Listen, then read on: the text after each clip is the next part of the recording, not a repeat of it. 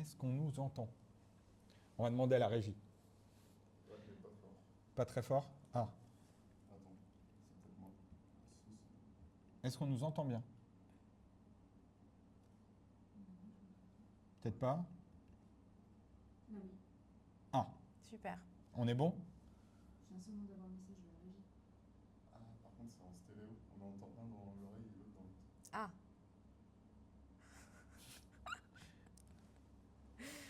Ah, attendez, on va regarder un peu avec la régie. Qu'est-ce qui se passe? c'est Là, la je sais magie pas du comment on live. peut faire, hein. Attends, qu'est-ce qu'ils disent Attends, il est stéréo. sorti. Hop. Alors. Ah, merci Wisebot pour le petit ping. T'as toujours le souci, ça c'est. Toi, tu m'entends qu'à gauche. Ouais. Ça, c'est- En vrai, on va le faire comme ça sera très bien, ça ira pour aujourd'hui. Bon, coucou tout le monde. Hello. Bienvenue sur ce live. L'idée aujourd'hui, pour nous, ça va être de lancer un petit peu les lives avec du code à l'intérieur. Donc, vous voyez, bon, on a encore des petits problèmes de setup, comme d'habitude. Et je dirais que c'est un peu le running gag sur cette chaîne. Des petits problèmes de son. Ça peut arriver. On teste des nouveaux micros. On a mis en place les nouveaux assets sur la chaîne, donc avec la charte graphique qu'on voulait pour la chaîne. Donc, n'hésitez pas à nous dire ce que vous en pensez, de voir si c'est cool. Salut Poudlardo. On a les retours, on a tout ce qu'il faut. Je suis avec Abby aujourd'hui. Yes. Donc, je vais te laisser te présenter un petit peu. Ok. Mais juste avant, l'idée aujourd'hui, c'est de prendre une heure et demie. Ouais, il est presque midi 30. L'idée, c'est de prendre cette pause déjeuner pour aborder une notion de code qu'on a tous et toutes déjà un petit peu connue. À savoir, le titre du live, il parle de comment mettre en place son design system. Évidemment, en une heure et demie, on ne peut pas mettre en place un design system complet. En plus, on s'adapte un petit peu parce que on a la chance chez Le Bon Coin, on a une équipe qui est complètement dédiée et qui travaille sur notre design system en interne tous les jours avec un niveau d'expertise qui est absolument fou. Mais les personnes qui composent cette équipe n'étaient pas disponibles pour nous rejoindre aujourd'hui. Donc, on fera une émission complètement dédiée à notre design system en parlant de sa conception, de sa conception qu'elle soit produit, design et même technique. On parlera également de qu'est-ce qui est mis en place chez nous pour faire évoluer ce design system, quelle technologie on utilise, mais ça ne va pas être le cœur de ce qu'on va faire aujourd'hui. Aujourd'hui, on va se concentrer sur un point qui va être plutôt de l'ordre de OK, comment on fait quand on a des dépendances? Si on met un petit peu de contexte, c'est si j'ai une dépendance externe qui est un composant de type bouton que j'utilise sur ma stack et en fait ça m'embête. Qu'est-ce que je peux mettre en place dans ma stack pour remplacer cette dépendance externe, mais tout en gardant un esprit design system, à savoir non pas un composant hyper spécifique, mais un composant qui peut s'adapter en fonction de notre besoin. Et là, on va prendre l'exemple complet du bouton en regardant comment on peut passer d'un bouton qui utilise une librairie externe, et dans notre cas, ce sera MUI, vers un bouton qu'on aura codé complètement, mais qui va utiliser un peu les mêmes mécaniques de variants, de couleurs et d'utilisation différentes, sans avoir un bouton très spécifique ou encore pire, avoir 4 boutons différents pour 4 utilisations différentes. Donc ça va être un peu l'objectif d'aujourd'hui. Et pour ça, du coup, je suis accompagné d'Abby qui va, et je te laisse te présenter un petit peu à tout le monde. Merci beaucoup Jérémy pour ton introduction. Juste monter un peu plus le micro. On n'entend pas très fort. Ah d'accord. Comme ça? Comme ça, peut-être? Alors, on a notre régie qui nous, Et là, est-ce que vous m'entendez bien? qui nous guide. Est-ce que vous m'entendez? Ouais, C'est mieux? Bon, je vais parler fort. Alors, ouais, moi c'est Abby. Donc, merci déjà Jérémy pour ton introduction et puis de me passer la parole. Donc, Abby, dev front chez Le Bon Coin, côté web. Et voilà, donc je travaille en fait chez Le Bon Coin dans l'équipe qui s'appelle Pro Consumer Goods. Donc, on intervient en fait sur les briques et les pages qui sont dédiées aux vendeuses et aux vendeurs pro de biens de consommation et aussi en fait aux personnes qui achètent leurs produits. Voilà, voilà. Et je suis ravie d'être parmi vous, avec toi Jérémy ici, pour explorer donc la création de ce composant button maison. Waouh, mais l'accent anglais et tout. Ça rigole Un pas button, par ici. button, All right. Donc merci beaucoup Abby. Et puis vous commencez entre guillemets à me connaître, vous m'avez déjà vu plusieurs fois, où moi je travaille dans l'équipe front-end donc en tant qu'architecte. Mais aujourd'hui je vais me laisser un peu guider par Abby autour de cette mécanique de code. Et en vrai, au lieu de se prendre un peu trop la tête, ce qu'on va faire c'est qu'on va y aller directement. Je te propose qu'on y aille directement. Yes. Donc on va passer sur un écran qui nous permet de projeter du code. Donc si je fais ça, est-ce que ça fonctionne? Normalement, vous devriez avoir un écran, une partie d'écran qui contient du code, une partie avec notre petite caméra et même le chat qui est directement intégré. On a un yes de Cruiser. Ok, bon, bah ça c'est cool. Boum. Et il Génial. faut que je regarde. On utilise un outil qui s'appelle AskLive qui vous permet d'utiliser la commande point d'exclamation Q et qui nous permet normalement d'afficher des questions. Alors je regarde parce qu'on a des petits... a priori, il se déconnecte un petit peu de Twitch de temps en temps, mais il faut que je regarde ça. Donc je regarderai peut-être pendant qu'on avance. Est-ce que tu es prête, Abby, à Oui. nous emmener un petit peu dans toute cette aventure? Et dans ce cas-là, je te laisse les mains. Tu as le clavier, tu as Parfait. la caméra, le micro. On est parti. Allez, On on y va. y go.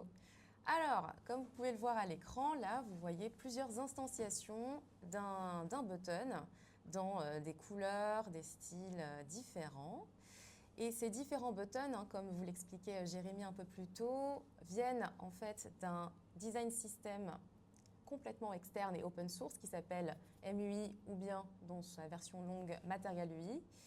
Alors là, c'est un composant qui s'appelle Buttons en fait, qui reprend toutes les instantiations des buttons que vous voyez ici. Et si on ouvre le fichier de ce composant, hop, vous voyez bien qu'on utilise et qu'on importe du coup le button de Material UI et on l'instancie plusieurs fois pour vous montrer en fait les différentes manières dont on utilise le button de Material UI dans notre repo, dans notre projet de code.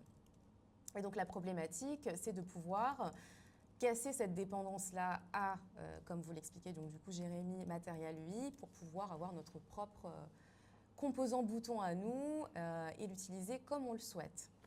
Donc au lieu du coup d'instancier les composants button ici de Material UI, on instanciera notre propre composant bouton. Alors déjà, première chose qu'on va faire, donc là on est dans un projet Next.js. Ouais, on peut peut-être mettre un petit peu de contexte. Oui, Genre, vas-y. quel est notre stack? Exactement. Mais je peux te laisser faire, il n'y a aucun problème. Complètement. Effectivement, on n'a pas parlé effectivement de la techno qu'on utilise. Ici, donc, on est sur un projet en Next.js avec du Tailwind pour la partie CSS. Donc, on va dire que c'est l'essentiel de la stack qui nous intéresse ici. Donc, au niveau de la structure ici de fichiers, donc on a un dossier app où on a nos fichiers qui correspondent aux pages de notre projet parce qu'on est sur la dernière version de Next.js avec l'app router. Et on a à la racine aussi, très classiquement, donc un dossier components où se trouve du coup notre utilisation des composants button de Material UI. On va créer un nouveau dossier qui va s'appeler juste Design System. Ok. Voilà. Alors, bien évidemment, comme vous le disait Jérémy, on ne va pas créer tout un design system, c'est juste pour thématiquement qu'on se repère plus facilement dans notre code. Et dedans, on va créer un dossier qui va s'appeler button. Ok. Voilà, pour y créer notre composant button complètement custom, complètement fait maison. Et donc, dedans, un fichier pour le composant button qui va s'appeler button également, .tsx. Oui, Hop. du coup, pour reparcourir, alors c'est un peu sous-entendu évidemment, mais donc pour refaire un peu la stack, si j'ai bien compris, Oui, on a une app Next.js classique, donc forcément du React associé, ça exactement. va être très clair. Voilà. TSX, donc on a un peu de TypeScript, Mais il oui, va falloir qu'on type un petit peu, ah bah oui, exactement. et une configuration relativement minimale. Oui. Je me permets juste de cliquer dessus pour que vous puissiez lire un petit peu. Une configuration assez minimale de Tailwind qui nous permet d'avoir même pas de couleur, si, un petit dégradé disponible. Mais sinon, l'idée, ça va être d'utiliser les classes et les couleurs de Tailwind basiquement qui sont livrés avec la librairie dans le cadre de cet exemple-là. Oui. Et comme on disait, quand on reviendra avec une émission dédiée à notre design system en interne, qui utilise aussi Tailwind, on pourra regarder comment créer un thème, comment complètement customiser l'utilisation de Tailwind avec ses propres couleurs, avec ses propres définitions, ses spacing et compagnie. Mais là, on avait besoin d'un petit setup un peu minimal qui nous permettait d'avancer dans le temps qu'on s'est donné. Exactement. Donc, Et on a merci à notre modération hein, qui est en train de faire un petit peu de tri dans tous les comptes bots du chat qui peuvent popper sur notre nouvelle chaîne. c'est super. Merci beaucoup. Alors du coup, si on reprend notre fichier button.tsx où on va créer notre composant, déjà première chose, avant même de coder, on a besoin d'avoir des specs fonctionnels pour déterminer un peu tout ce que notre composant peut faire. Donc si on reprend finalement notre utilisation actuelle du button de Material UI, on voit qu'on utilise différentes couleurs, donc une couleur bleue, une couleur verte, une couleur rouge. On utilise différents styles, donc, où la couleur en fait apparaît en arrière-plan, où la couleur apparaît aussi donc plutôt au niveau du texte et de la bordure du bouton, entre autres choses. Et surtout, en fait, toute première spec, c'est tout simplement un composant button. Que doit-il faire? C'est afficher le texte du bouton. Donc on peut déjà partir là-dessus, tout simplement créer un bouton. Donc hop, const button. Tac. Qui va venir donc, si je fais un return ici,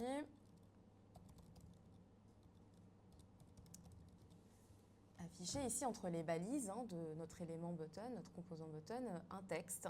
Et comme ce texte, en fait, ce composant bouton se veut pleinement réutilisable et flexible, ce texte-là forcément change à chaque fois qu'on instancie notre composant button. Et pour pouvoir permettre ce changement-là, il faut qu'on puisse utiliser donc, une prop. En l'occurrence, on a la prop children qui est parfaite ici. Et qui va nous permettre donc à chaque fois de mettre le texte qu'on veut dès qu'on instancie notre bouton. Ok.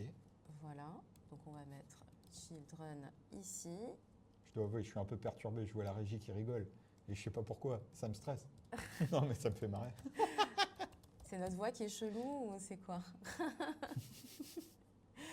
Donc là, on a déjà presque fini notre spec. Alors on va quand même faire en sorte que ce code soit typé.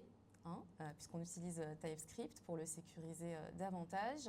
Donc on va typer les props et ce qui est génial avec React, c'est qu'on a un type qui est directement fourni par la librairie qui s'appelle props with children, donc pas besoin de créer de type particulier.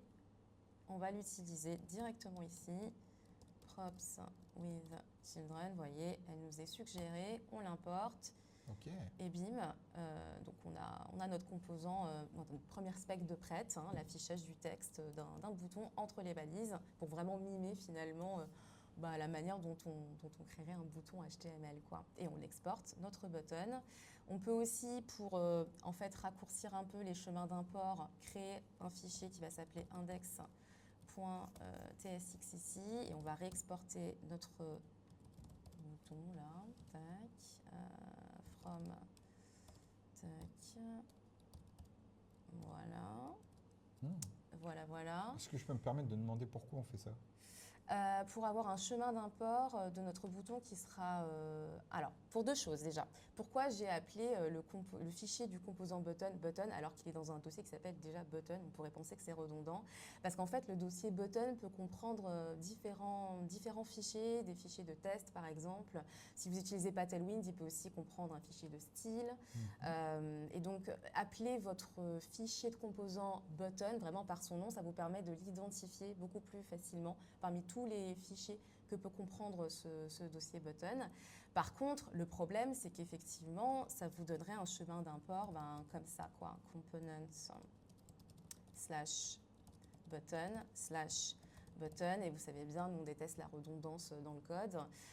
Donc, pour éviter ça et pour pouvoir importer votre composant button avec un chemin d'import qui soit simplement celui-ci, vous pouvez créer un fichier donc index dans votre dossier button où vous allez réexporter finalement votre composant button, ce qui vous permet donc d'avoir ce simple chemin d'import, quoi. Okay. Voilà. Donc, à partir de là, on peut déjà tester notre Les button barrel tel files, qu'il hein, est. les Tu dis barrel- Ah, non, mais on fait des barrel files. On C'est fait des barrel files. Ah, ça, je les sais imports qui font des réexports. Ah ouais, et C'est les barrel files. il y a un concept derrière. Mais je te vois du coup dodeliner de la Ah tête ouais, en j'aime mode. pas ça, moi. Ah ouais, bon bah écoute, hein, chacun son école. Mais oui, c'est pas bien Chacune, grave. chacun ça. Là pour l'instant, c'est moi qui code. Si tu prends la main, tu pourras Ah, le moi, virer je te si dis, tu moi, je me laisse guider. Je suis tranquille. veux. Ok. Bon, écoutez, on peut déjà instancier ce nouveau composant tel qu'il est. Ça, c'est le commentaire de review. Ah, j'aurais pas fait de barrel file. moi. Mais c'est bien, tu m'apprends. J'aime bien, j'adore. Vous voyez, même entre nous, du coup, on peut s'apprendre et j'espère que vous aussi, de l'autre côté. Alors, donc, on va importer notre composant button. Oula, non, attendez. Tac, ce n'est pas ça. Est-ce qu'on a une suggestion du button ici? Visiblement, non. C'est pas très grave. Hop, on va l'importer. On va l'enlever, lui. Ah oui, attendez. Peut-être que comme ça, on va pouvoir l'importer de façon automatique. Ce sera quand même plus sympa. Qu'est-ce qu'il me propose là? Non. Ah oui, voilà, Ah. c'est lui. Super. Vous voyez, on a un chemin d'import du coup qui s'arrête juste au dossier. C'est nickel. Ouais, parce que comme on a préparé le code sandbox pour pouvoir le partager potentiellement après, on a Ouais. déjà notre petit composant qui est fait dans un coin. Ouais, Et l'import auto, il a essayé de te trouver celui-là en premier lieu. exactement, exactement. Il a voulu aller trop vite. Tu nous dévoiles nos petits hacks. Mais comme ça, vous savez, vous êtes pleinement invité dans toute la démarche de préparation de ce live. Et donc ici, on va mettre, vu qu'on a la prop children, on va mettre ici un texte. Comment est-ce que tu aimerais qu'on appelle Ah, je sais pas. ce bouton-là Eh ben, en particulier? On pourrait recréer le Jérémy success d'abord. Oui, mais là, le texte que tu aimerais qu'on mette, juste pour tester la première spec, qui est le fait d'afficher un texte. Mettons, pour le bouton. je suis un bouton. Voilà, formidable. Donc on a ça. Est-ce que on va peut-être actualiser la page parce que c'est pas non plus une install locale avec un hot. Ouais. Alors là, on a, du HMR. on a quelque chose là. On a quelque chose. Regardez, on a un bouton, mais évidemment il manque plein de choses. On est quand même très loin de ce qu'on avait avant. Donc deuxième spec, on peut partir sur le fait déjà d'avoir différentes couleurs qui, dans un premier temps, vont toutes s'afficher en arrière-plan. Donc Ok. à partir de ce moment-là, on va repartir dans notre fichier button ici. Là, pareil, enfin, nos couleurs, on va repartir sur les mêmes couleurs qu'on avait donc, précédemment avec Material UI, donc le bleu, le vert et le rouge, qu'on va appeler primary, secondary et tertiary, qui sont des noms de valeurs de couleurs qu'on retrouve quand même pas mal finalement dans les design systems.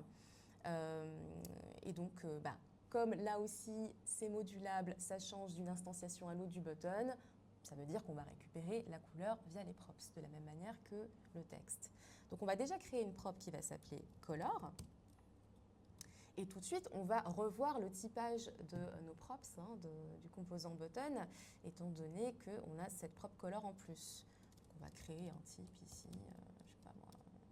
Alors déjà, on va déjà créer ça, props. Tac. Ok.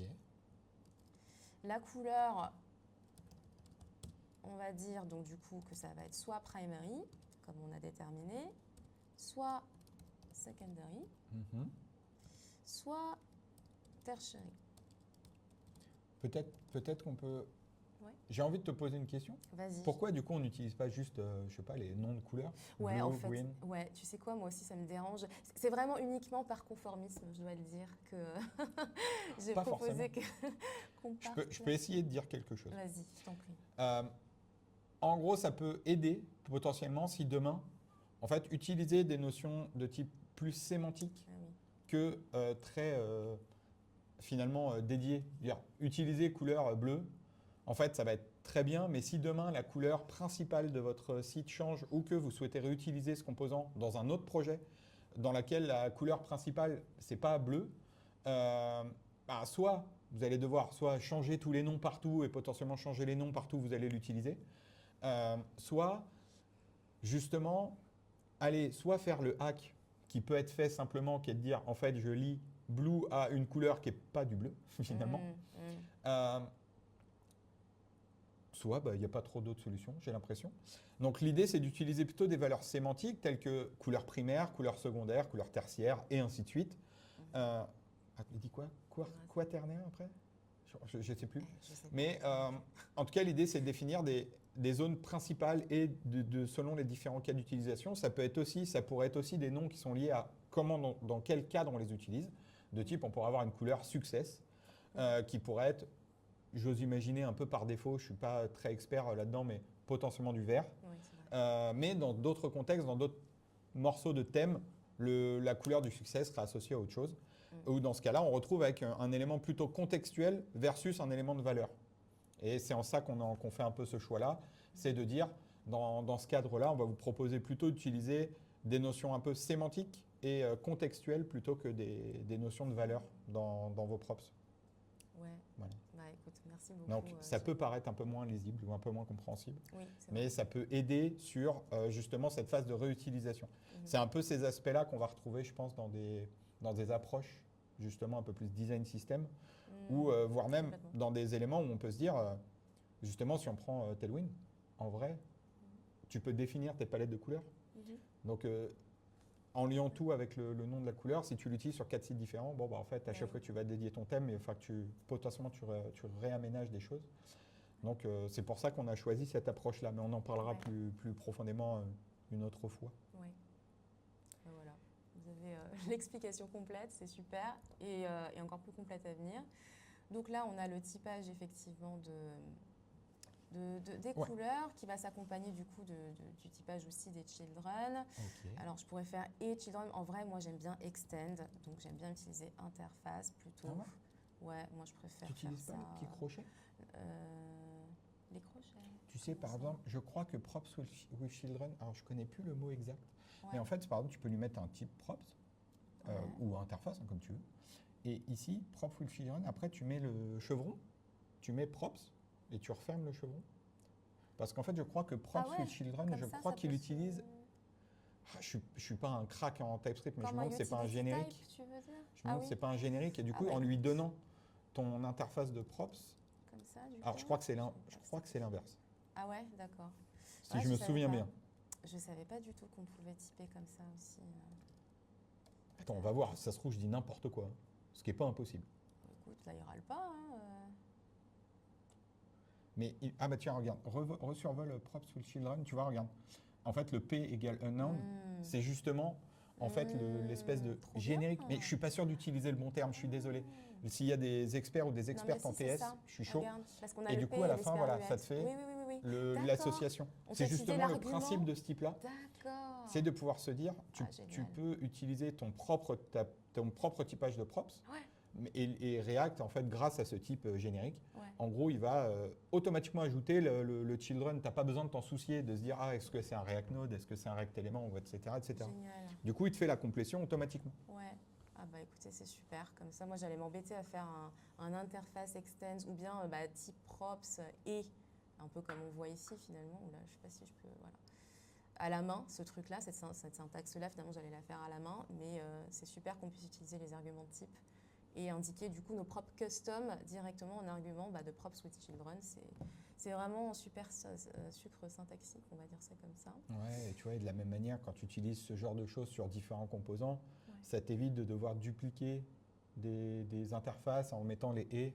Justement, tu as ce truc-là qui est un peu passe-partout et qui peut encaisser, Mhm. recevoir Ouais, ta ça, définition de props. c'est vraiment Désolé, génial. je t'embête Mais pas non, mais plus. je t'en prie. Du coup, notre couleur là qu'on passe ici, ça va être donc primary, secondary, tertiary, mais ça va pas être le nom d'une classe Tailwind qui va nous colorer directement notre button. Donc il faut qu'on puisse associer primary à un ensemble de classes Tailwind qui va correspondre à notre bouton bleu. Pareil pour secondary, il faut qu'on puisse associer ce terme-là à un ensemble de classes Tailwind qui va nous colorer notre bouton en vert. Et la même chose pour tertiary qui va nous colorer notre bouton en rouge.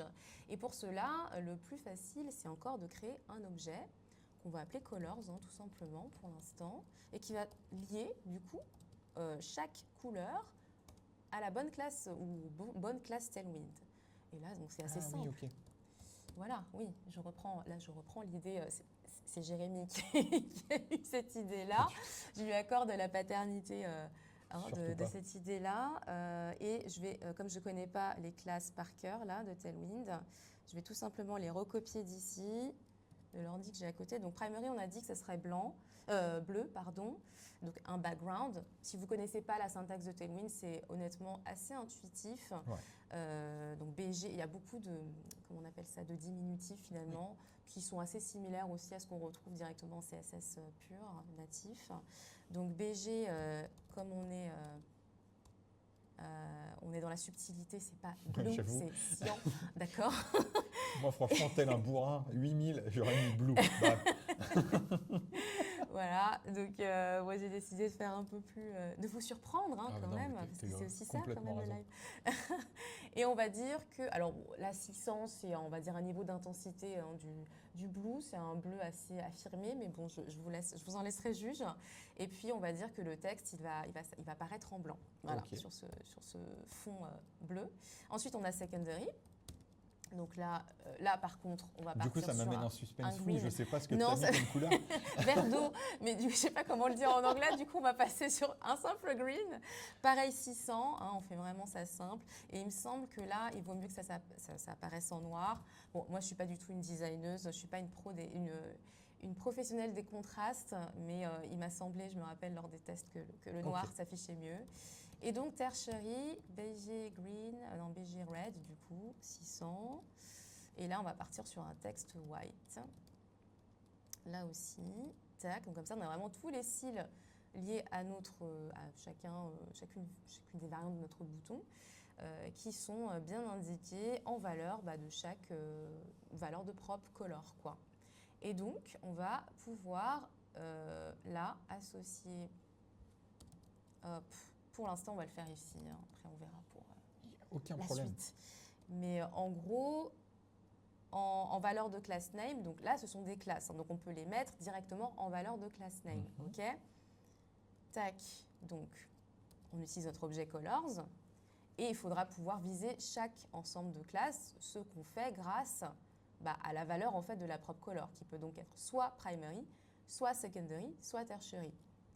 Et donc pour la viser, on va utiliser nos crochets, hop, color, voilà, tac.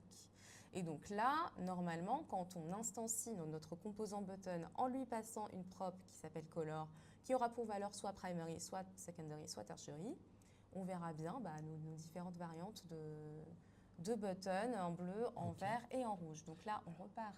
Oui, tu Non, voulais je dire regarde. quelque Non, chose? je crois que notre bouton est râle, mais je sais pas Ah pourquoi. oui, effectivement. Pourquoi il n'est pas content? Did not find button. Did you mean button? Pourquoi tu me dis ça alors que c'est juste un élément button tout simple là? Non, mais laisse, c'est pas grave. Alors attends, ouais, peut-être qu'il a besoin d'être rechargé. Bon, de toute façon, on va instancier le bouton, on va voir ce que ça donne. Enfin, il est déjà instancié, mais ce qu'on va faire, c'est que là, on va désormais lui passer une prop color. Et là, c'est génial, vous voyez, avec TypeScript, c'est qu'avant même de taper quoi que ce soit, j'ai mon petit menu déroulant qui me suggère les différentes valeurs possibles pour la prop color. C'est vraiment formidable. Donc là, si je fais ça, vous voyez, j'ai bien... tu vois, le cyan, c'est quand même sympa, quoi. Oui, mais je suis d'accord. Non, mais je te dis, moi, je suis juste un bourrin, je réfléchis pas. Hein.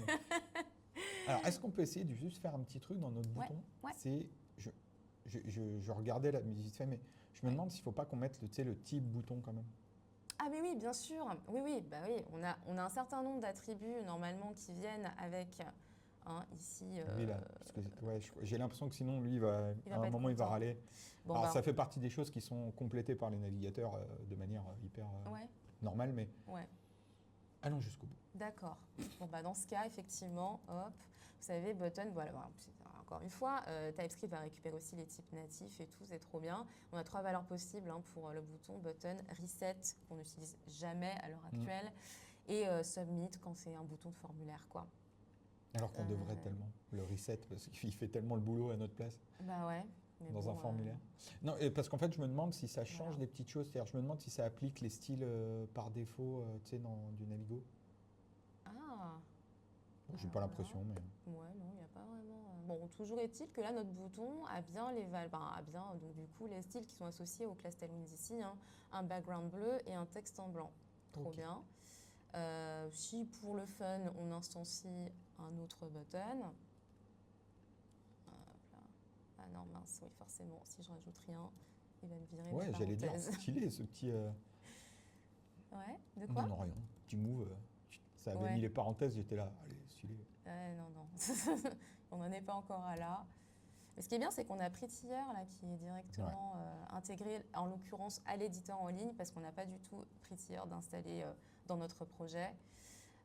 Donc là, on va dupliquer ce bouton uniquement pour pouvoir tester aussi la valeur secondary de la prop color Ok. et voir s'il apparaît bien en vert avec un texte noir. C'est bien le cas, c'est génial. Bon, ça commence à être pas mal. Ah bah ouais. Donc pour l'instant, on reste là-dessus. On voit bien que là, le bouton, il faudrait mettre une div pour faire en sorte qu'il y ait un peu d'espace entre les deux, mais bon, on s'en fiche, quoi. Là, on voit que notre prop, elle fonctionne bien. Donc, qu'est-ce qu'on a d'autre Une troisième spec, ça pourrait être quoi? Ça pourrait être aussi, si on se souvient un peu du code de Material UI, bah, le fait que les couleurs, on n'a pas forcément envie de juste les afficher en arrière-plan. On aimerait aussi qu'elles puissent plutôt concerner le texte et aussi la bordure. Donc du coup, il faudrait pouvoir avoir une autre prop qui puisse déterminer en fait effectivement où la couleur va s'appliquer. Et pour ça, on peut créer une prop qui va s'appeler Style et qui va dire, bah, typiquement, par exemple, si on se dit, bah, moi, je vais avoir deux styles différents de boutons, un bouton comme celui-ci où la couleur est appliquée donc comment on appelle ça, à l'arrière-plan, et un autre où la couleur va s'appliquer donc à la bordure et au texte. Et donc, on peut se dire que quand ça s'applique à l'arrière-plan, cette prop style, du coup, parce que ça va être une prop, va avoir pour valeur field. Par contre, si ça s'applique du coup à la bordure et puis au texte, ça va être outlined. Et tout ça va être un peu plus concret. Déjà, on va créer du coup le type pour cette nouvelle prop. Et là, je ne sais pas si notre cher Thibaut est dans le coin, mais sinon ça va le faire rigoler sûrement. Mais c'est aussi l'un des avantages d'utiliser TypeScript. Voilà. Je ne dis pas ça hyper souvent. C'est que finalement, j'essaie de montrer à l'écran alors que ça ne sert à rien, mais ça nous permet également, juste ici, de ne pas avoir à checker si la valeur qu'on reçoit en props existe dans notre objet. Parce qu'en fait, sinon, on aurait par exemple un undefined. Mais comme on limite les valeurs possibles par notre type, ça met une contrainte hyper naturelle, entre guillemets, au truc, et ce qui nous évite des points d'interrogation pour être sûr que cette valeur existe, si elle n'est pas undefined, sinon machin. Donc ça nous enlève des petites épines du pied. Donc voilà, un des avantages de typer nos composants. Oui, complètement. Donc maintenant, on sait en fait que du coup, la couleur et le style sont nécessairement associés l'un à l'autre, puisque la couleur va s'appliquer en fait différemment au bouton selon que c'est un bouton field ou bien outline, quoi. Donc du coup, il faut pouvoir gérer tout ça au sein du même objet, colors, qu'on peut déjà renommer colors and styles, du coup, puisque les deux sont forcément intrinsèquement liés. Et donc, en fait, on peut se dire, primary, vu que ça peut s'appliquer aussi bien à field et à outline, au lieu de recevoir donc cet ensemble de classes Tailwind directement en valeur, il va avoir pour valeur un objet, tac, tac, tac, qui va avoir lui-même, donc du coup, pour propriété field et outlined. Comme ça veut littéralement dire, là, ce qu'on vient d'écrire, donc ça pour l'instant je vais le couper, en fait que la couleur primary, qui est donc cette couleur bleue, elle peut s'appliquer donc aussi bien à un background comme c'est le cas ici, que à une bordure et à une couleur de texte. Donc du coup, le field, en fait, ça correspond exactement à l'affichage du bouton ici. Donc, on va reporter nos classes qu'on avait déjà déterminées un peu plus tôt. Tac. Voilà. Donc, en gros, quand on a un bouton qui est à la fois primary et field, il doit s'afficher comme ça. Par contre, si notre bouton il est à la fois primary et outlined, donc ça veut dire que ça va être la bordure qui va être bleue et pas le background. Du coup, il faudrait trouver le nom des classes Tailwind pour ça. Je les ai à côté. Ça va être du coup border déjà, il faudrait qu'on puisse écrire, déterminer que le bouton a une bordure. Donc la valeur border là comme ça en Tailwind, je crois que ça doit être en CSS natif, je sais plus, plus, un pixel, un truc comme Oui. ça de bordure, quoi.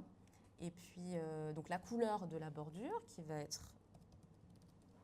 cyan et puis là 600, voilà, pour rester vraiment sur le même bleu, quoi. Et puis, on a dit que le texte aussi devait apparaître dans ce même bleu. Donc, ça va être texte, peut-être juste cyan 600, quelque chose comme ça, je ne sais plus. Ouais, ça va être ça, on va dire ça. Texte cyan 600. Voilà, et c'est Ok. déjà effectivement pas mal. Après, donc ne faites pas gaffe ici aux erreurs, c'est Bon, normal. bah, c'est le temps qu'on mette en place. Exactement. Donc, on va faire pareil pour secondary, qui est donc la couleur verte. Elle aussi, donc le bouton peut être vert aussi bien de l'arrière-plan, du background, donc field, que des bordures et de la couleur du texte, donc outlined. Et là, ça va être à peu près pareil. On va faire un copier-coller. On va juste remplacer cyan par green. Ok. Voilà. Et pareil pour tertiary. Tac. Tac. C'est toujours la même logique. C'est fou, parce que moi, tu sais, je vois des bêtises de fou, de type. On Ouais. pourrait s'embêter à faire une petite fonction qui remplace. Tu sais, parce qu'en fait, les seules différences, c'est que le nom, Ouais. le code de couleur. Enfin, bon, Oui, bref. complètement. Mais non, mais justement, c'est. Vous voyez l'esprit d'un dev qui se dit oula, j'ai une répétition, j'aime pas, c'est pas dry cette histoire. J'avoue, On pourrait il y a un déjà côté- dynamiser tout ça. Et c'est vrai, effectivement. Bon, pour l'instant, on n'y va pas à pas. Non, non, bah attends, c'est surtout. En fait, potentiellement, il faudrait rentrer dans les notions de complexité après, tu vois. Mm. Pour voir si c'est pas, en fait, beaucoup trop compliqué versus juste avoir la config. Mais bon, Ouais. t'inquiète. Te soucie pas des choses que je peux penser bêtement à côté. Ben non, mais voilà, et ça montre aussi nos différences de fonctionnement. Moi, c'est vrai que j'aime bien passer, peut-être initialement, et surtout en expliquant quelque chose, je trouve que c'est intéressant peut-être de passer d'abord par une phase de répétition et ensuite de refactor pour aller vers quelque chose de dynamique. Mais Complètement raison. là, ici, vous avez donc 17 ans d'expérience, 4 ans d'expérience, ça peut aussi expliquer ça. Pas du tout. Waouh. Non, ça, c'est vrai, par contre, tu peux pas dire le contraire. Le nombre d'années d'expérience, je veux dire, ça, Ouais. c'est vrai. Tu Ouais. peux dire que je suis vieux, vas-y. Oui, mais il n'y a que comme ça qu'on a de l'expérience. Alors, attendez, là, je vais un petit peu trop vite. J'ai un peu trop vite. Déjà, nos props, là, comme on le sait, désormais, on a une prop color et une prop style. Donc, il faut qu'on puisse aussi la récupérer ici dans les arguments de notre composant button. OK ? Voilà, nickel. Et donc, ici, notre objet, il s'appelle plus color, il s'appelle colors and styles. Donc, on va le renommer ici aussi. Tac. Ouais, comme- Et donc, color, ici, ça nous permettait de viser primary, secondary, tertiary. Mais désormais, on a aussi besoin dans notre objet de viser le style, en fait. Puisqu'à chaque fois, en fait, nous, donc, on essaye d'utiliser les bonnes classes dans notre objet.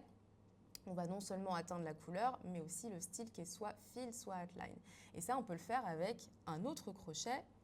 Alors, tac, attendez, hop, là, si je mets style, voilà. Et donc là, c'est génial parce que avec cette syntaxe-ci, on va viser uniquement une string particulière de notre objet Colors and Styles, qui est donc une suite de classes qui va s'appliquer sur chaque bouton qu'on instancie. Donc voilà. Et donc on va tester ça tout de suite. Je me permets de t'embêter. Je t'en prie.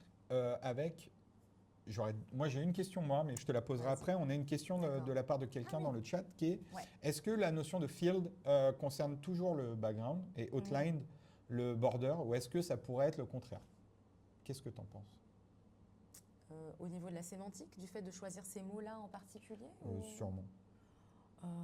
Franchement, moi, je les ai choisis, ces mots-là, parce que ça revenait pas mal quand même dans les design systems, quoi. Clairement, oui, on utilise... Après, il y a d'autres mots aussi. Ça peut être contained, par exemple, au lieu de field. Outlined, j'ai pas vraiment grand-chose d'autre qui me vienne en tête. Je sais pas si toi, tu En fait, c'est plutôt des conventions qui sont utilisées par Ouais. énormément d'endroits, de Ouais. type field, c'est rempli. Ouais. Si je dis pas de bêtises, Ouais, du c'est coup, ça. on va plutôt concerner la couleur qui va remplir notre bouton, donc souvent le background. Là où l'outline, ça va être plutôt je n'aurai pas la définition, enfin la traduction en tête, mais plutôt ce qui encadre et poursuivre ce cadre qui va avec. Si on ne met pas de couleur de fond, il vaut mieux mettre une couleur sur le texte pour justement notre contraste et ce qui va avec. Donc, ça peut être le contraire.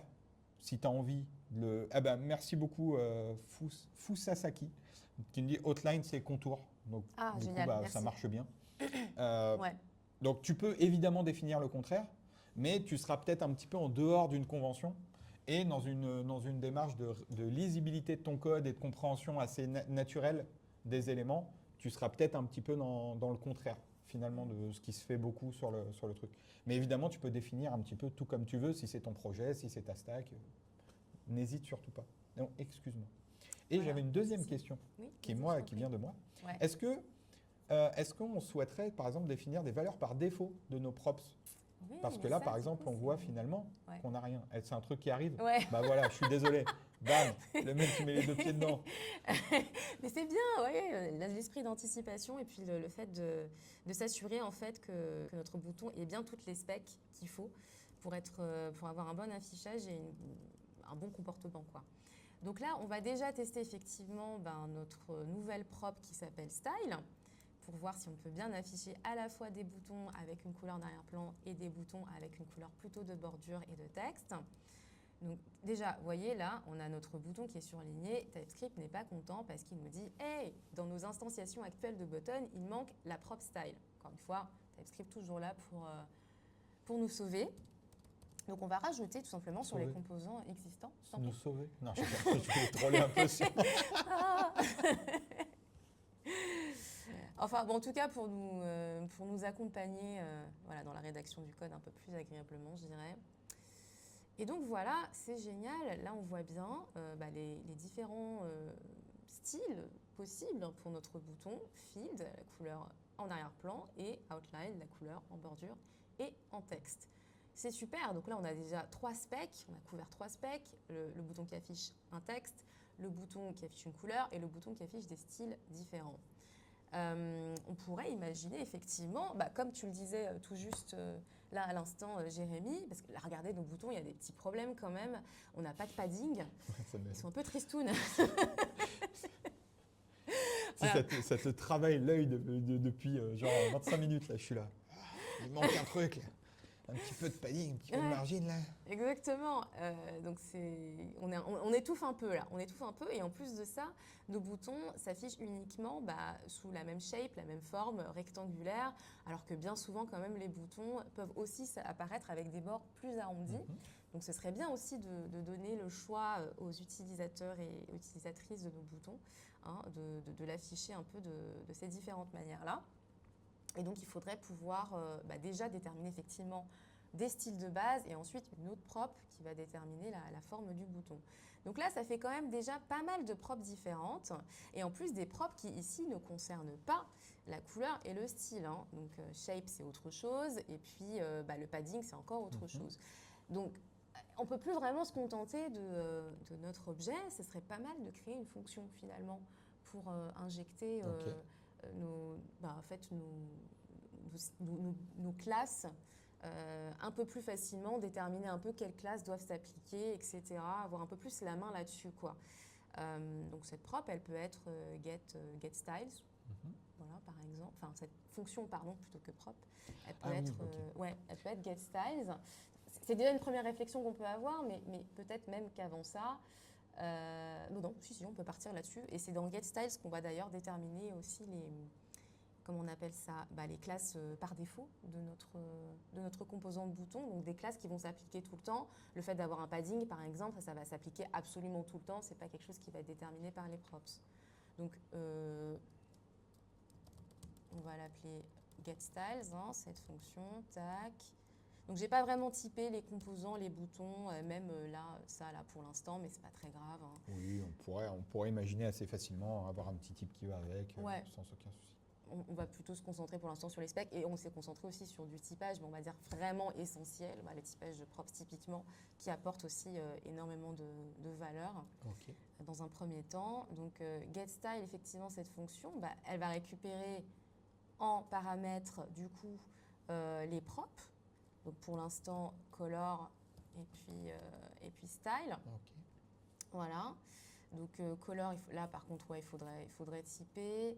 On peut peut-être créer des types vraiment spécifiquement pour couleur parce que c'est prop, c'est vraiment un type pour les props du composant, quoi. Mais là, c'est une fonction, donc ce serait bien d'avoir des... Est-ce que finalement, est-ce qu'on voudrait lui donner les mêmes limitations? Ou est-ce que potentiellement, dans notre getStyle, ça pourrait être juste des strings qu'on récupère? Ah, Non, pour pouvoir c'est éventuellement réutiliser getStyles ailleurs, tu veux dire? éventuellement, parce que j'avais une D'accord. autre question Ouais, qui était vas-y, d'avoir je t'en ton prie. avis sur Ouais.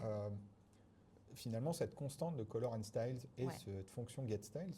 Ouais. Là, dans notre contexte, elles sont très très liées à button. Ouais. Du coup, qu'est-ce qui fait qu'on les met en dehors de notre composant versus à l'intérieur? En fait, en vrai, ah oui, bah c'est pouvoir la réutiliser en oui, fait, non, cette mais fonction. attends, il n'y a aucun complètement. souci, c'est purement. C'est vrai. C'est pour pouvoir éventuellement réutiliser getStyles ailleurs et aussi faire en sorte que, en fait, à chaque fois qu'on instancie button, on n'ait pas la recréation de la fonction getStyles parce que c'est ça le souci, quoi. Ça alourdit finalement l'instanciation comment on appelle ça, du button, d'avoir énormément de code qui pourrait être complètement externalisé. Donc pour ces deux raisons-là, c'est vrai que c'est intéressant d'avoir getStyles ailleurs. Et en vrai, getStyles, il pourrait même être dans un fichier à part, dans un Oui, module bien qui sûr. lui soit propre. On peut même faire ça maintenant, à dire vrai. Hop. Et ça améliorera d'ailleurs d'autant plus la lisibilité de notre code. Donc là, on a ce dossier components, je réfléchis. Ou design system, ouais, on va le garder dans design system. On va créer un petit dossier qu'on va appeler utils. Voilà. Et dedans, on va créer un fichier qui va s'appeler getStyles pour l'instant. Tac. Ça pourrait être un dossier aussi, d'autant plus que ça pourrait faire l'objet de tests. Et pour l'instant, on va faire ça. Voilà. Hop. Et on va l'exporter direct pour ne pas oublier. Hein. Est-ce que notre getStyle est suffisamment générique pour être partagé ou est-ce que finalement il est très lié à notre bouton? Non, c'est vrai que... Attends, je suis en train de réfléchir. Color, style... pour l'instant, on utilise quand même des arguments qui sont liés à notre bouton, quoi. Oui, non, mais en vrai, dans les faits, dans notre contexte, dans tous les cas, il est très lié au bouton. Auquel cas, dans ce cas, il faudrait plutôt faire de la colocation et mettre le utils dans le dossier button. On peut aussi faire ça pour pas trop se prendre la tête. En vrai, tout ce qui est refactor, etc., réutilisation, c'est des réflexions qui peuvent se faire aussi de façon très ultérieure. Là, vous le voyez, on est littéralement en train d'itérer en live. Mais c'est vrai que pour l'instant, c'est quand même lié au composant bouton. Donc, voilà. Et là, en plus, vous voyez d'autant plus l'intérêt d'avoir nommé le fichier du composant bouton button. On commence à avoir d'autres fichiers / dossiers dans ce dossier button. Donc, vous voyez, ça nous permet vraiment de l'identifier plus rapidement. Et effectivement, bon, on va quand même le typer en mode string en se disant... Alors, attendez, annuler. Il y a Siri qui voulait s'activer. Mais après, j'espère qu'il ne va pas râler quand on va du coup appeler getStyles, tu vois, parce que du coup, on va lui passer des... En appelant getStyles, on va lui passer color et style qui, eux, ont pour type non pas des strings, mais des valeurs. primary machin. Est-ce qu'il va nous embêter ou pas? Écoute, on verra bien. On verra. Bon, allez. Donc pour l'instant, en fait, getStyles, déjà, on peut se dire, on aimerait que getStyles fasse la même chose que ça, quoi. Vous voyez ce qu'on a là, cette syntaxe. Déjà que getStyles soit en mesure de nous renvoyer nos ensembles de classes déjà existants, sans même parler des nouvelles propres qu'on doit créer. Moi, je pensais partir sur une syntaxe vraiment extrêmement basique où on va créer donc un tableau qui va s'appeler classes. Et en fait, classes, ça va tout simplement être l'ensemble des classes qui va s'appliquer à notre bouton, quel qu'il soit. Voilà. Donc, et dedans, en fait, on peut déjà mettre en fait tout simplement les classes de base. Ah non, attendez, on va déjà, avant de faire ça, on ne va pas se précipiter, on va déjà faire en sorte que getStyles renvoie bien nos classes qui sont liées à la couleur et au style, déjà. On va reproduire déjà ça. J'imagine que du coup, il va falloir que tu exportes ton objet pour le réimporter ici. Que j'exporte... tu parles ton color and styles. Est-ce que je le mets aussi dans les utils, lui, c'est ça que tu veux dire? Soit ça, soit du coup, en fait, tu as un fichier constante, mais dans ce cas-là, il faut l'exporter et l'importer pour que ta méthode elle ait ce cadre et ce contexte. Ouais. C'est vrai que Colors and Styles, pareil, on n'a pas besoin forcément de le garder mais ici. Suivons la trame de base, potentiellement, ne créons pas de fichier dans Utils, Ça, on verra peut-être ça dans une phase de refacto, si tu veux. Ok, bah dans ce cas, il faut juste que j'exporte, comme tu disais, par Ouais, contre, c'est dans ça, un tu vois. premier temps, ça. Parce qu'effectivement, ce qui va se passer, c'est que GetStyles va avoir besoin d'accéder à la constante Colors and Styles, on va faire en sorte que GetStyles fasse la même chose que ça, déjà dans un premier temps. Donc, on a créé donc un tableau classes qui va récupérer toutes les classes qui vont s'appliquer à notre bouton. Et on sait que notre bouton doit avoir donc une couleur et un style particulier. Donc, on va pusher dans classes, hop, finalement, Colors and Styles, la bonne couleur et le bon style qui doivent s'appliquer. Color, et là, ça va être ça, il me semble. Hein. Alors, du coup, hop, qu'est-ce qu'il nous dit? Déjà, on peut lui dire que c'est un tableau de string, ça. On peut le typer aussi. Et là, il va importer donc mon Colors and Styles qu'on avait créé. Et qu'est-ce qui va pas ici? Est-ce qu'il y a un truc que j'ai mal fait? Non, mais c'est justement. Ah, c'est lié à l'histoire Ouais, du c'est parce truc, qu'on là. lui a mis des valeurs dans l'autre. Et Ouais. là, il dit, en fait, je peux recevoir un truc qui va pas fitter avec la signature Ouais. que Peut-être- j'ai là-dedans. Là, peut-être pour que ce soit plus simple, on peut déjà commencer Ouais, à on typer met les ça. types. Ouais. Donc, en fait, au lieu de mettre string, on va mettre le même typage de color qu'on avait prévu ici. Parce que TypeScript, là, il n'est pas content. Il estime que string, c'est pas pareil, en gros, que primary, secondary, tertiary, ou bien field et outlined, qui sont plus restrictifs que juste mettre une string. Et donc, pour ça, on va créer des types. Bon, en vrai, on pourrait créer un fichier de type aussi, mais bon, pour l'instant, on va créer les types ici. Donc, on va créer un type qui va s'appeler color, qui va en fait correspondre à ça. Vous voyez, pour l'instant, il y a plein de répétitions, machin, mais bon, tout ça, c'est optimisable dans un deuxième temps. Et style, ça va être ça. Moi, c'est ça, personnellement, que je trouve assez intéressant. C'est Hop. quand on est Ouais. en phase de, entre guillemets, de code, de développement, de création, c'est de faire justement un peu ces choses-là, on Oui. recopie, machin. Oui. Mais par contre, avant de coucou Mance, coucou JBB, j'espère que vous allez bien. Hello, hello. Ouais.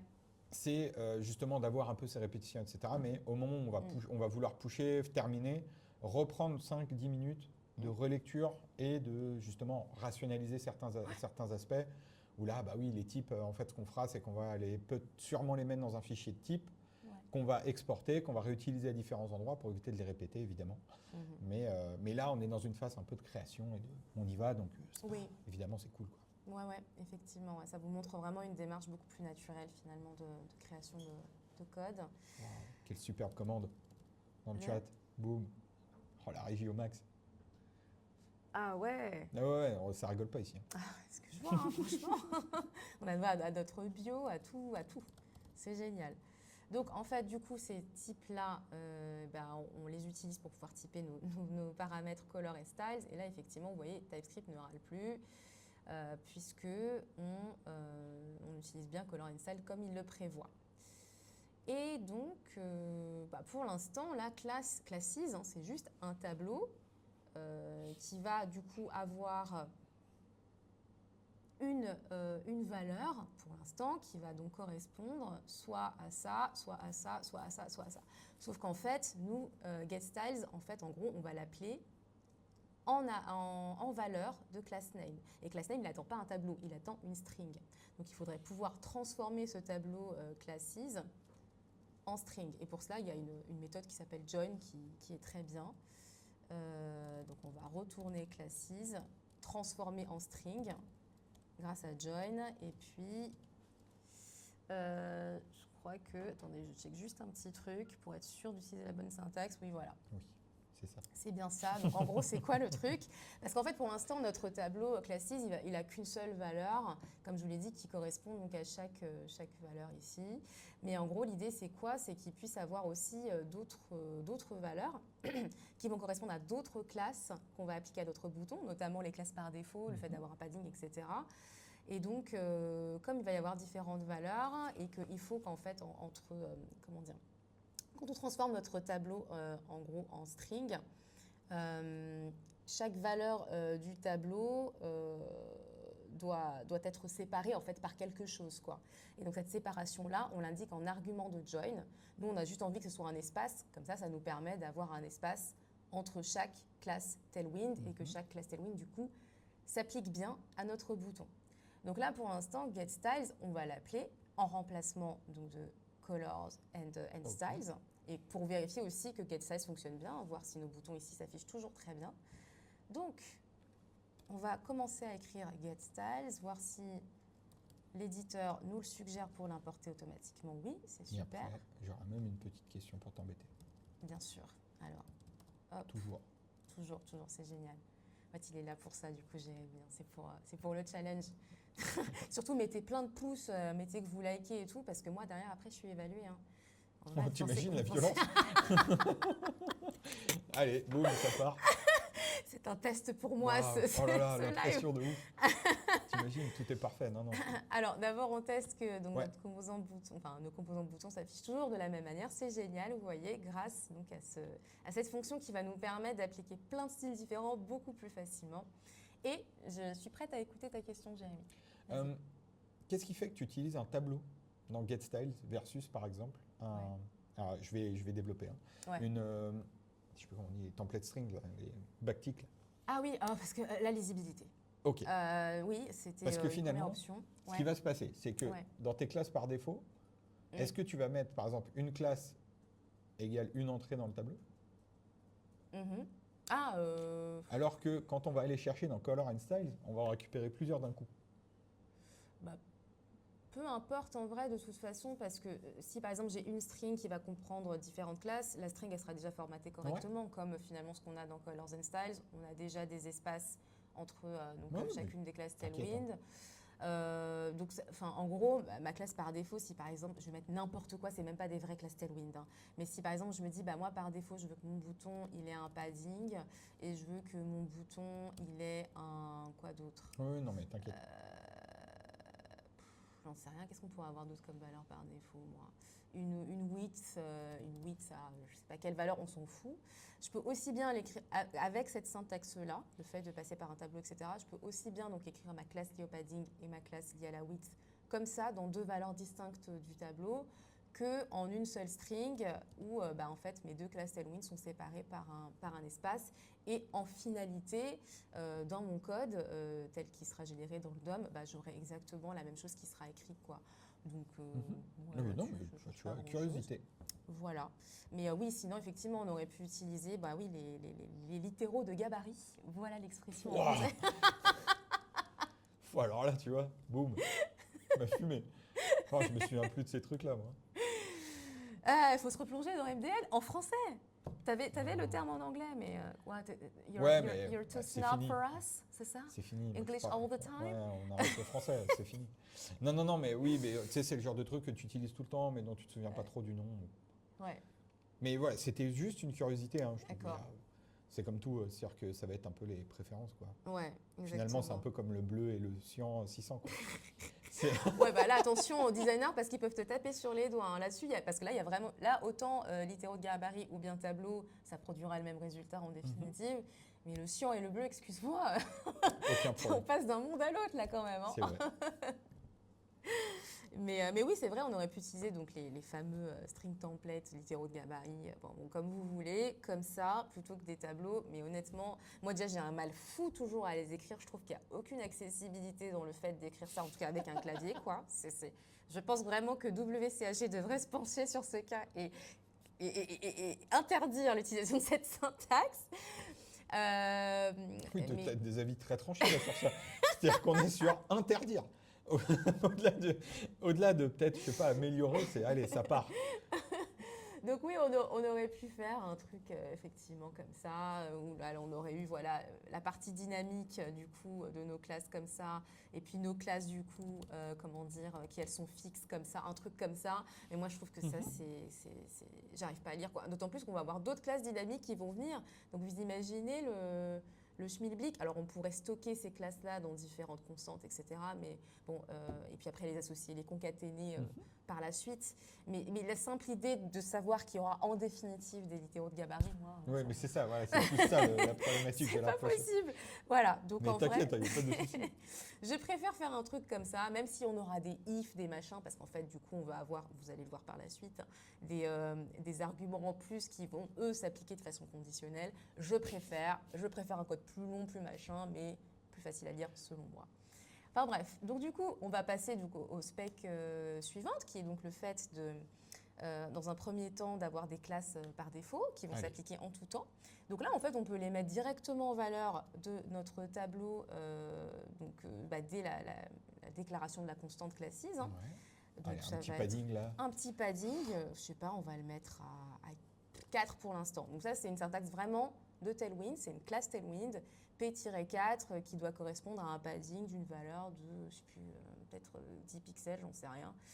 Non, peut-être moins, enfin bref, j'en sais absolument 4 Ouais. peut-être, tout simplement. Je Non, ne mais en sais vrai, pas. là-dessus, pour ça, je pense qu'on peut dire que la doc de Tailwind, elle est Elle est géniale, pépite. Ouais. Donc, vraiment, elle est hyper claire, elle est exactement. hyper bien pensée, hyper bien avec une utilisation hyper simple. Donc. Ouais, Bon, en tout cas, personnellement, dès que je fais du Tailwind, j'ai toujours un onglet avec la doc ouverte. Déjà parce qu'il y a comme j'en fais pas, genre au long de la journée, il y a des choses des morceaux de syntaxe que j'oublie un petit peu.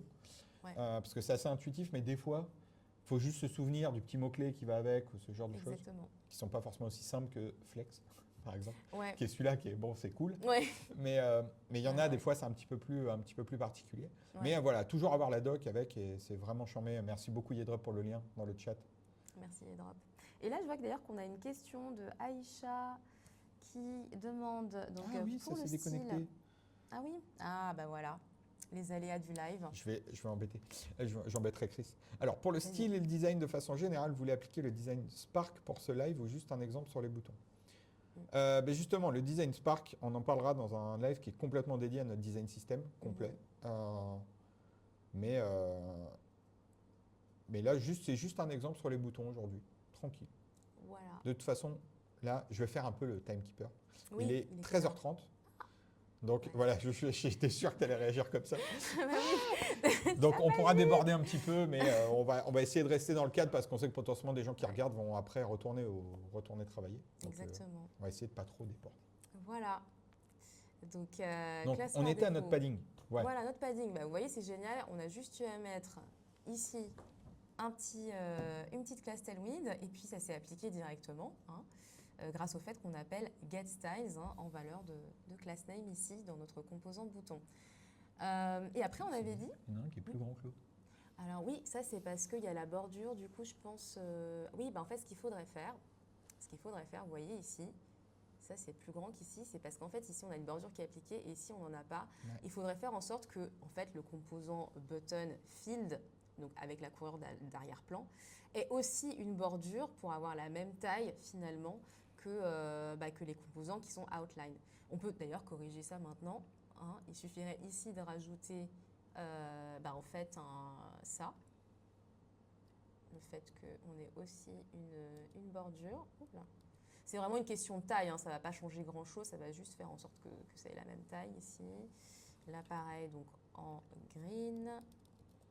Et là pareil. On pourrait même mettre, j'imagine, ajouter une classe par défaut qui serait une bordure transparente. Effectivement. Mais la bordure transparente, est-ce que ça va nous régler? Parce que là, la bordure, il faudrait qu'elle ait la même couleur pour ne pas faire de choc, tu vois, entre le fond et l'arrière-plan et puis la bordure. Je vois ce que tu veux dire. Tu vois. Du coup, là, si on fait ça, normalement, c'est censé... Vous voyez, là, nos composants ont bien la même taille, en fait. Donc, on a une bonne harmonisation des boutons, d'autant plus qu'on peut avoir dans certains composants comme des modales, et notamment en mode responsive, on peut avoir effectivement deux boutons qui vont être instanciés au même endroit, mais avec ces deux styles-là distincts. Par exemple, là, ça sera un bouton annulé, et là, ça va être un bouton confirmé. L'un, littéralement, en dessous de l'autre, encore une fois, surtout en mode responsive. Donc, c'est vraiment important, effectivement, qu'on ait un bon alignement des boutons. Donc, merci d'avoir relevé, effectivement, C'était pour chipoter, c'est pour faire genre. Mais en même temps, regardez, on a une vraie problématique derrière qui... Ça s'applique à de vraies situations, finalement. Donc, si on revient donc maintenant au fait d'avoir une shape donc de pouvoir déterminer la shape de nos boutons, parce que là, c'est que des rectangles. On aimerait bien aussi des bords arrondis. On va du coup créer déjà une prop qui va nous permettre de déterminer si notre shape est, qu'est-ce qu'on dit, square. C'est pas Par vraiment exemple. square, rectangle. Bon, rectangle, c'est long à lire. Non, c'est à square, dire. c'est très bien. C'est square, bon d'accord. Rounded, rounded. Et rounded, voilà. Rounded, Parce avec que un nous très bel sommes accent. très anglophones.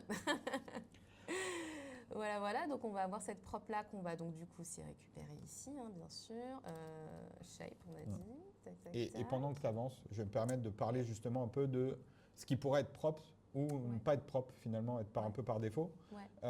Ce qui va dépendre, et c'est là où ça va être hyper important de bien travailler avec potentiellement vos équipes design et les personnes qui s'occupent du design chez vous, dans le sens où là par exemple on crée des possibilités, différentes possibilités, on va dire on peut avoir des boutons soit rectangulaires, soit reste rectangulaire mais à bord arrondi. Mais potentiellement, dans votre contexte ou votre quotidien, de votre projet, potentiellement, il n'y a une seule guideline sur les boutons, c'est ils ont tous des bords arrondis. Ou dans ce cadre-là, en fait, avoir une propriété qui permet de le faire perd un peu son intérêt, puisque en fait, ce qu'on crée, c'est une possibilité pour des développeurs et des développeuses de finalement de ne pas respecter la charte graphique, en vrai, en donnant la possibilité. Donc là, nous, on fait exprès de laisser les possibilités. Mais si on se disait que, par exemple, tous les boutons, grâce aux équipes design, tous les boutons sur notre projet doivent avoir les bords arrondis, en fait, le fait d'avoir ces bords arrondis deviendrait une classe par défaut qu'on voudrait appliquer partout et on ne laisserait pas la possibilité. Donc en fait, déterminer également sur papier, peut-être en y réfléchissant un petit peu avant, ça aide toujours justement quelques specs, notamment avec vos équipes design, pour voir quelles possibilités vous devez laisser à votre bouton et en fait, en allant plus loin même dans votre design system. C'est-à-dire qu'il est aussi bien de contraindre, ça se dit ça ? Oui. Contraindre les composants de votre design system pour être sûr qu'on ne sorte pas de la charte graphique que vous voulez pour le projet. Donc là, voilà, on fait l'exemple et du coup, je te laisse avancer. Enfin, je suis désolé parce que finalement, en fait, je m'étais dit comme ça, tu vas pouvoir créer ton petit type et tout en même temps. Mais voilà, n'hésitez pas à suivre aussi des guidelines qui sont fournis avec vos designers et vos designeuses pour limiter les possibilités des composants que vous voulez le plus générique possible. Complètement. C'est vraiment un travail qui doit se faire en amont. Et ça montre aussi que le design system, c'est absolument pas qu'une affaire de dev, hein, mais vraiment pas. Et ça commence absolument pas là. Nous, on intervient finalement au bout de course, j'ai envie de dire. Hein, on est là pour traduire ce qui est déterminé plus en amont par les designers et même l'équipe produit aussi. Donc voilà, travail d'équipe, quoi. Alors, on peut aussi créer en fait une constante qui va s'appeler shapes, qui va associer du coup square à un certain style tailwind et puis rounded aussi. En vrai de vrai, hop là, on va déjà créer la constante qui va donc s'appeler shapes, tac. On va créer nos propriétés qui sont donc square. De la même manière que la constante colors and style, hein, c'est vraiment la même logique. Hop. Et puis on a dit rounded qui vont chacune donc accueillir là à la place de ces strings vides des classes tailwind. Qu'est-ce que je voulais dire ? En vrai, square, voilà. Là, on pourrait penser que les boutons tels qu'ils s'affichent sont déjà square, mais en vrai, de vrai, et d'ailleurs c'est drôle parce que je vois Ask Live juste à côté de nous sur l'écran sur lequel on travaille. Je vois des boutons avec en mode square, mais en vrai, ils ont quand même des bouts légèrement arrondis parce que ça, c'est un petit peu... En 2024, c'est un peu abrupt quand même, hein, comme bord. Hein. En général, les squares, ils ont quand même un tout petit border radius. Je crois même que le style par défaut dans les navigateurs, il y a un petit arrondi sur les boutons. Bah alors regarde pourquoi il n'y est pas alors. Parce que je crois que depuis le début, on les a pas les styles par défaut de navigateur. Ah bah oui, parce qu'on a un qu'on est pre-flight. dans Et en plus, moi j'ai. Il doit y avoir un reset pre-flight. ou un truc comme ça. Ouais, j'ai ça là, tu vois ici. Bon, il y a déjà, je crois qu'il y en a un en fait qui est déjà embarqué par Tailwind, mais en gros, il a fallu que je traficote un peu quand même Bien la sûr. config, donc du coup, effectivement, ah oui, donc il doit y avoir des styles revisités du bouton. Mais il me semble en tout cas Alright. me souvenir qu'il y a un petit. Bah tiens, en fait, c'est quoi ? Je vais aller le vérifier. Ah. Regarde, je l'ai là. Ouais. Ah ouais. Ah bah oui, c'est il y a vrai. un petit mini. Voilà. Ouais, mais quand même, c'est à peu près la même chose que, là, ce que vous ne voyez pas du coup, le bouton de Ask Live. Mais on va reproduire, on va réinventer la roue et on va mettre un tout petit arrondi quand même à square pour que ce soit un petit peu plus agréable à l'œil. Ok. Et donc, en fait, la classe Tailwind pour les arrondis, c'est rounded. Ok. Mais on va mettre un rounded du coup avec une taille qui va être vraiment hyper limitée. On va mettre, je sais pas, c'est quoi déjà? SM? Small, je crois, la valeur de rounded. Après, en vrai, on peut aller fouiller la doc aussi. On est en train de faire les oufs là, à essayer de Connais se tout de souvenir. tête. Mais oui, alors qu'en fait, Oui, si on SM. vous montre les vrais bails, ouais. Là, il voit aussi le fait qu'on ait changé de... Ouais, super. Tu sais, Oui, le t'as- truc. Cette zone-là, Tout le monde voit. elle est sur le, voilà, Ok, elle est nickel. partagée. Donc, c'est vraiment pour vous montrer effectivement toute la démarche. Vous Donc, voyez, ne va là. pas dans tes mails. Je ne vais pas dans mes mails. Ça tombe bien, heureusement que je ne suis pas connectée, pardon, parce que là, c'est chaud. Alors, Search Documentation, je suis bien, ouais. Ah non, c'est pas le même, là. Je crois que c'est tailwind.org, non, la bonne... Non, tu peux y aller. Là aussi donc, Border Radius, c'est le nom de la propriété CSS native. Et non, c'est... Ouais, voilà. Vous voyez, là, c'est le nom de la propriété et du coup, des différentes valeurs possibles, vraiment CSS natif, et l'équivalent Tailwind. Et effectivement, on a bien Rounded SM qui nous donne un tout petit border radius qui correspond à ça en fait. Voilà, c'est exactement ce qu'on veut pour notre On pourra square. même ne pas mettre de notion de taille. Hein. Le rounded tout seul, Ah oui, il a c'est une vrai. notion à lui. Exactement, qui est de SM en fait. Voilà, c'est une espèce de sucre syntaxique encore une fois. Rounded égale rounded-SM. Et par contre, le rounded, alors c'est un peu confus du coup, parce qu'on a le rounded de Tailwind et notre rounded Hadoop qui est juste un vrai rounded avec des bords beaucoup plus arrondis. Ce qui est génial, c'est que là, sur la doc de Tailwind, on peut voir en fait déjà à quoi correspondent visuellement les différentes valeurs de taille qu'on peut associer donc à rounded. Et On peut mettre full, histoire que ça marque une vraie différence. ouais, effectivement, parce que là, LG, c'est pas assez. Full, c'est parfait. Tac. Ne vous inquiétez pas, ce ne sera pas un rond, parce qu'on aura du texte, donc ça Ouais, va juste faire- ça va arrondir les bords. Ouais. Voilà, donc c'est top. On a Shapes. Shapes, assez logiquement, il faut aussi le passer en argument de GetStyles. Et là, on peut peut-être commencer à penser à une toute petite refacto. Moi, personnellement, je ne sais pas, toi, tu vas nous dire, Jérémy, quel est ton seuil. Mais à partir de 3 arguments dans une fonction, j'aime bien faire en sorte que ce soit plutôt un objet qu'on passe. Ah, des options. Enfin, ouais. Ouais. Toi, Ouais. est-ce que tu as une préférence ou Ouais, pas ça ne doit pas jouer à grand-chose. Moi, je vais plutôt me dire 3 voire 4, ça s'accepte encore. Ouais. Mais je dirais que ça dépend. Après, oui, après, ça devient un peu too much. Ouais. Mais fais comme tu le sens. D'accord. Moi, j'aime bien à partir de 3 Eh ben, go, arguments, alors. effectivement, créer ici, hop, tout mettre dans un objet, comme ça vous permet, alors l'objet c'est top, ça vous permet vraiment de lire beaucoup plus facilement en fait tout ce que vous mettez dedans que si vous n'aviez pas les objets comme avant. Et en plus, ça veut aussi dire que si par exemple vous voulez mettre le style en premier au moment d'appeler getStyle, vous pouvez en fait, pareil, color en deuxième, etc. Puisque c'est désormais un objet, donc un seul argument, avec des propriétés vraiment que vous pouvez mettre dans n'importe quel ordre à chaque appel de getStyles. Donc c'est quand même beaucoup plus pratique. Plutôt que de se souvenir dans quel ordre il faut mettre en fait chaque argument comme ici. Ici, vous êtes obligé de mettre color en premier, style en deuxième, parce que ce n'est pas dans un objet. Tandis que là, avec l'objet, vous pourrez mettre tout ce qu'il y a dans l'objet un peu dans l'ordre que vous voulez. Donc du coup ici, alors déjà, on a dit qu'on allait récupérer Ouais, un petit type shape. shape, qui peut donc être soit, on a dit quoi déjà, les valeurs de shape, square ou rounded. Donc square, hop là, ou bien rounded.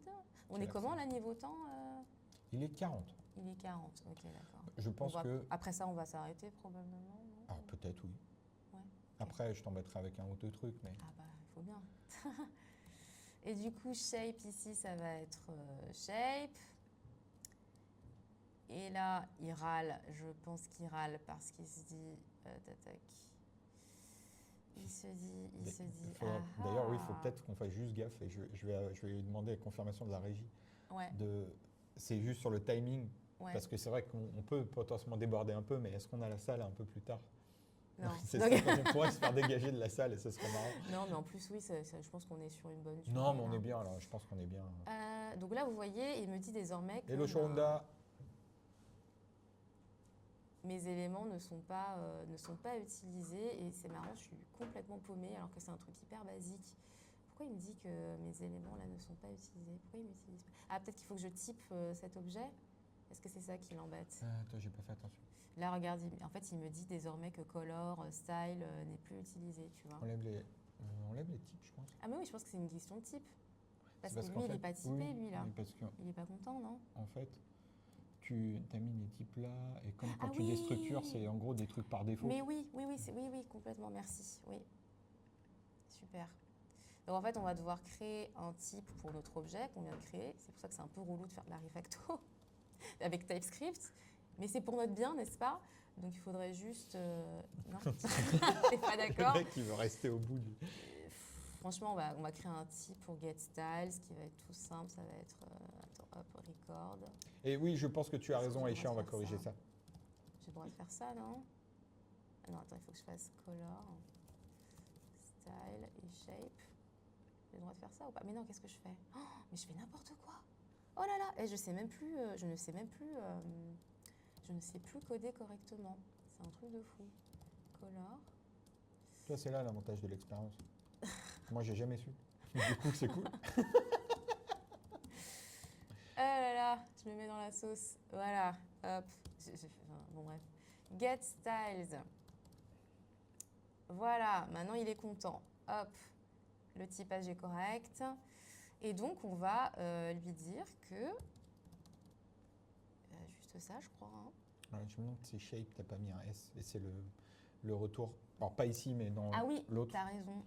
Euh, Du coup, bah même color. non, là, non, c'est ici, marrant. non. Mais dans la définition Oui, oui, qui oui. viendra après, tu auras mis un S. C'est Ouais. pour l'import. Parce Ouais. que là, pareil, tu es obligé de l'exporter et de la réimporter. Comme Color and Yes, Style. yes, effectivement. Yes. Effectivement. Bah oui, en fait, on va pas pouvoir juste faire ça. Parce que ça, en fait, ça correspond à quoi? Ça correspond à soit square, soit rounded. Sauf que c'est pas le nom d'une classe, ça. Le nom de la classe, Sauf pour c'est Rounded. rounded et roundedful. Oui, exactement. En Bah, fait, alors, ça du va coup, nous brain si on Ah ne ouais. fait rien là. Voilà, on se met dans des complications. Mais en gros, ouais, il faut faire comme pour Color and Styles. Il faut aller Ouais. pouvoir fouiller donc, dans l'objet Shapes.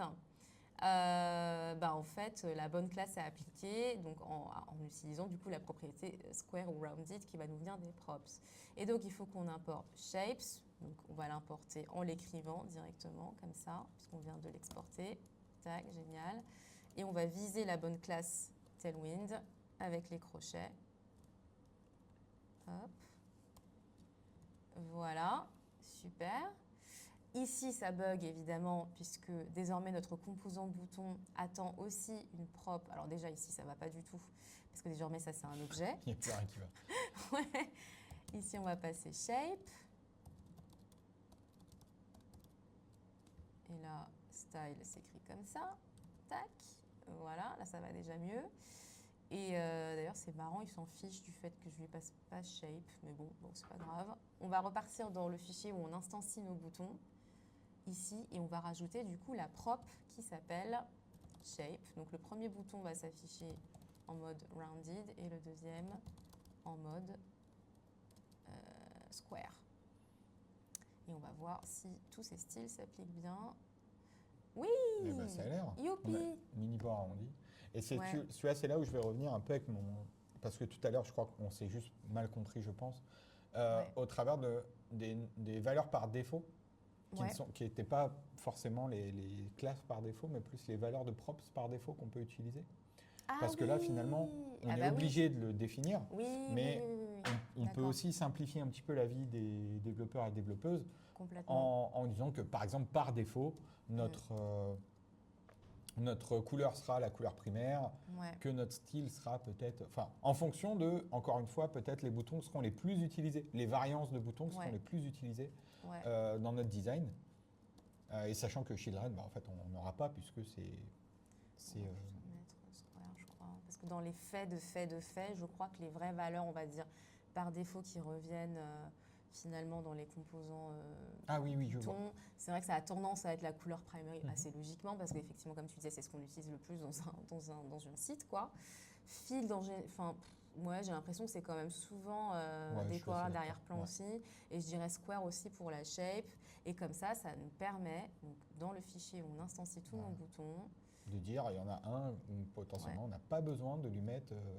par exemple, on va lui mettre tertiary pour avoir un truc un peu différent. Et lui, il a besoin effectivement d'aucune prop. Ici, il a Ouais. juste la prop qui est là, mais il râle quand même, lui. Pourquoi? Type children is missing, machin. Ah oui, alors oui, c'est normal. C'est le type. Il faut qu'on puisse lui dire que désormais, les différentes props, donc color, style et shape, sont potentiellement undefined, hein, donc pas fournis. Optionnel. Optionnel, exactement. Voilà. Et donc pour cela, on met le petit point d'interrogation ici. Je reviens ici. Et vous voyez, c'est génial. Ici, j'ai eu à renseigner aucune prop, du moins dans la balise entrante de button. Et j'ai quand même mon bouton le plus fréquent qui apparaît bien comme il faut. Et je m'arrête là. Ah, ok. L'instant. Bon, Bah ok. oui, moi, je pense, non? Bah, Parce que vas-y. 13h47. Non, ce qu'on peut peut-être faire, c'est Qu'on puisse, reprendre 5 minutes. S'il y a des questions, Ouais. n'hésitez surtout pas. Mais reprendre 5 Ouais. minutes pour reparcourir un petit peu. Ouais. Et on pourrait discuter un petit peu de ce qu'on pourrait déjà avoir en tête pour améliorer. Ou en gros, Mhm. continuer. Au-delà de le faire, on continuera peut-être ça au travers d'autres lives. Mais l'idée là, c'était Mhm. vraiment de faire vraiment concrètement notre premier un peu live de code où on prenait en main des situations. Donc ce qu'on voit déjà, nous, en interne, entre guillemets, c'est qu'on va améliorer un petit peu le setup pour qu'on soit un peu plus posé. Là, on avait une partie d'écran versus, donc vous ne le voyez pas, mais nous, en gros, on bosse sur un écran et on n'a qu'une petite partie qui est exploitable dans ce cadre-là. Comment on peut améliorer ces choses-là de notre côté. Mhm. Et quelles sont les choses qu'on pourrait imaginer continuer ou améliorer. Ouais, d'ailleurs, il y a une photo du setup qui est sur, je sais pas, faut dire X ou Twitter, le même. Enfin, il y a une photo du setup où on a un peu tous les câbles et tout qui est dispo. Mais ouais, quelles seraient les choses que tu pourrais faire? On pourrait reparcourir un petit peu notre bouton qui se veut générique pour améliorer ça. Donc là, si on fait un peu le bilan, qu'est-ce qu'on a? On a un bouton qui est capable de s'adapter à combien de situations? On a 3 couleurs, 2 styles, Ouais. 2 shapes. Ce qui commence à nous créer un ensemble de combinaisons qui est intéressant. Ouais. On a évidemment le fait de dire la valeur de notre bouton. Elle est full dynamique, enfin le texte affiché dans le bouton. Ouais. On ne l'a pas fait là, mais évidemment qu'on pourrait lui amener la notion de qu'est-ce qui se passe quand on clique dessus. Mais oui, bien sûr. Est-ce qu'on soumet un formulaire? Donc là, de la même manière, on a mis un type égal button par défaut, mais on peut très bien imaginer que le type Viennent soit aussi des props. une props Mm. qu'on passe en plus, parce qu'on peut se permettre de dire, vu que c'est un bouton, on peut lui laisser les valeurs telles qu'on les connaît, mais de dire, voilà, si c'est un submit dans le cadre d'un formulaire, si c'est un bouton reset, si c'est un bouton sur lequel on veut plutôt un on-click, parce qu'on aura des comportements un peu spécifiques, et pourquoi pas les deux d'ailleurs, pour avoir un submit et un on-click, notamment par exemple pour appliquer du tracking. Qu'est-ce que toi tu t'étais noté? Qu'est-ce qu'il fallait rajouter? Disabled aussi. C'est quand même Ça peut être pas mal en effet. une fonctionnalité majeure du bouton, notamment quand on vient juste de le soumettre pour empêcher, vous savez, les milliards de calls API du coup qui se produisent quand on clique 15 fois. Qu'est-ce qu'on pourrait ajouter d'autre? Je réfléchis. Si Il y a Sharonda qui nous dit qu'il y a un truc qui est très intéressant et qui pourrait mener une vraie discussion, ce serait marrant, qui est le type pour être bouton par défaut, mais si on lui passe un href, ça devient sémantiquement un lien. Ah, on avait eu On a eu cette ce discussion. débat. On avait eu ce débat et puis l'idée en fait c'est plutôt finalement... Bah vas-y, en fait je te laisse déployer ton idée. Après c'est des opinions, mais on a eu un peu, on a eu cette discussion avec Abby et moi, je suis un peu dans l'équipe. En fait, un composant bouton qui devient un lien, en fait, il faudrait plutôt un composant lien qui est capable d'avoir le style d'un bouton. Plutôt que d'aller triturer un composant bouton qu'on va appeler. En fait, en termes de lisibilité de code, je trouve un peu étonnant d'avoir bouton href, personnellement, versus link href, par exemple, avec un style bouton. parce que finalement, ce qu'on veut, c'est vraiment un lien de navigation qui a le style, l'apparence d'un lien qui peut s'apparenter à un bouton, et notamment pour des questions d'intégration en vrai.